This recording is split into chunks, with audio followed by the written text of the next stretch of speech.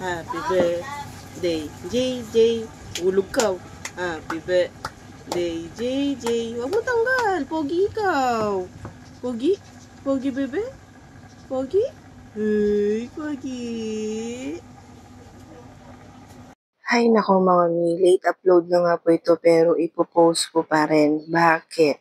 Yan po mga mi, so nakakalungkot lang po dahil first birthday ng aking baby boy, ng aming punsong anak, yan ni Papa Jerome, ay may sakit pa talaga siya. Natamaan po kami ng buong pamilya ko. Inisa-isa talaga kami niya mga mi sa bagong virus na ito. Yan, yung sintomas po namin, ubo, sipon, lagnat. Yan nga po, pabalik-balik ang lagnat. At yan nga po, papacheck up namin sila at sa maling araw pa, nakasarado nga po si Dr. Chong. Yan, yun po kasi hiyang ng aking mga Chunay kids. Yan, kaya nag-emergency room na nga po kami doon sa Santa Rita. Yan nga po, at pag-uwi namin, yan nga po, at salamat po sa Diyos na nag-sponsor po ng cake ng aming baby JJ. Yan, kahit papaano po ay meron siyang masasabing handa. Char, yan po mga mi. So, naging makulay naman po ang birthday ng aming baby JJ. Yan nga po, at nag-spaghetti po kami dyan. Kaya lang dahil sa iyakin nga po siya mga mi. Yan, hindi ko alam i-adjust ang aming spaghetti dahil sa wala rin po akong panlasa noon. Yan nga po, at nakain naman po namin yung spaghetti. May mali lang po ako na ilagay na sangkap. Kakamadali ko dahil nga sa yung aking BBJJ ay umiiyak talaga, ayaw talaga magpaiwan. Yan nga po, ito na nga po ang aming BBJJ. Pagkakanta na namin siya. Bakawakan niya.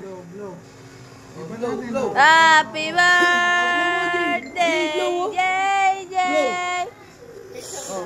Ganon. Kunin mo si JJ. Yung kabanda. Ito na. Blow. Bakawakan niya yung kamay niya. 3, blow. Why yung bakawakan niya? Ito, blow. 1, 2, 3, blow. Hey! Yan nga po, at pinagkanta nga po nila Ate Leylay, Papa, ang aming birthday boy, at yung mawak sa kanya ay ang aking biyanan, si Tatang. Yan nga po, at hindi na nga ako nakasama sa pagkanta ng aking baby JJ dahil hinahabol ko ang aking hininga. Pagdating namin galing sa ospital, pag-uwi namin ay nag-nebulizer ako kaagad. Ang hirap talagang may asthma. Yan nga po, at yan, salamat din po sa Diyos dahil dumating si Tito Gerald. Yan, may pandagdag po siya sa kanyang birthday. Yay! Ang ice cream at pang-ulam. Yan nga po, at dahil sa kumain na nga po itong aking pamilya ng spaghetti. Yan nga po. So, may pang-ulam po kami kinabukasan. Char. Yan nga po. Iba na talaga ang panahon ngayon. Hindi mo talaga masasabi kung kailan ka matatamaan ng mga virus na ito. Kaya ingat-ingat po tayo mga kalangga, mga ni.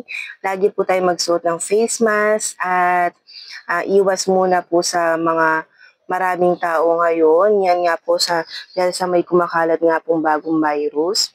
At yan, salamat po sa Diyos sa makulay na birthday ng aking baby boy. Di bali nang walang handa, wala lang may sakit. Yan nga po.